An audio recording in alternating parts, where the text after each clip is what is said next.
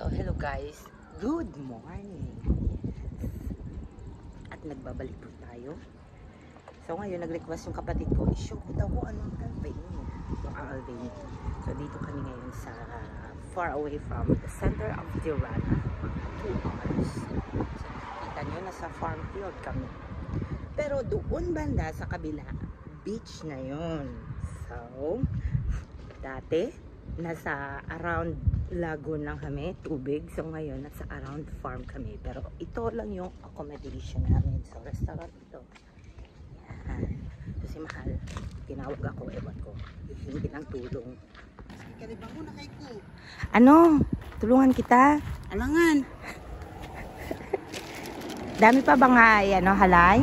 Kalibang mo na ba kay ko? Oo. Pila ng adlaw ganing halab. Good. Na, good. Wag ka kasi masyadong ano, wag ka masyadong magmadali ba? Alam mo kalibangon ka, bakit ka nagsampay? Na.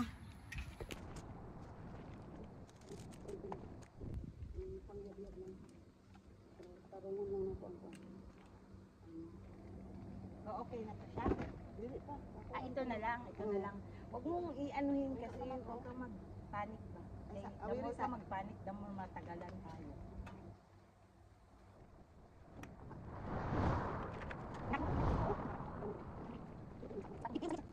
Ito ay patong, di ba? Doon sa kabila, yan, Ito, no? Yan.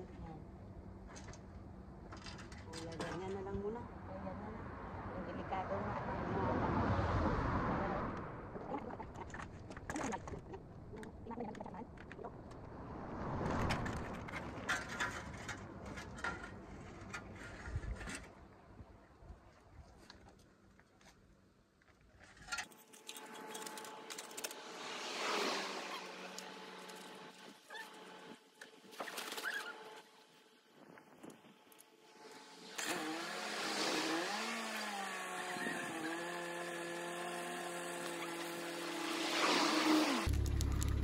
Good Good morning.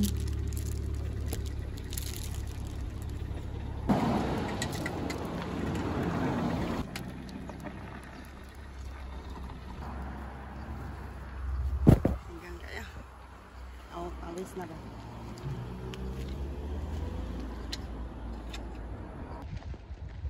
So yun guys, kinuha ko lang yung labahin. Tapos na si Mahal magsampay. Medyo nahirapan kasi nga hindi nakakonect man yung ano, yung bakal. Ilang araw namin to na labahin galing sa isang accommodation. Tapos lipat kami na dito sa accommodation ng pinagtatrabahuan namin. So ganito ang buhay namin dito sa Albania. Tsaga lang. Daming nagtatanong talaga yung mga itim dito. Bakit daw pinili namin yung ganitang lugar na pinagpalit namin sa Hong Kong? Nagtataka talaga sila. Yun lang, explore lang yung ano namin. Rason namin, no, di ba?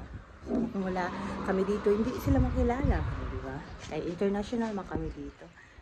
May mga taga-Egypt, may mga taga-Africa, kami Pilipinas, Indonesia. So, ay magtutupit na ako. Ingat. Sa second floor kami. So, that's it for today. Bye!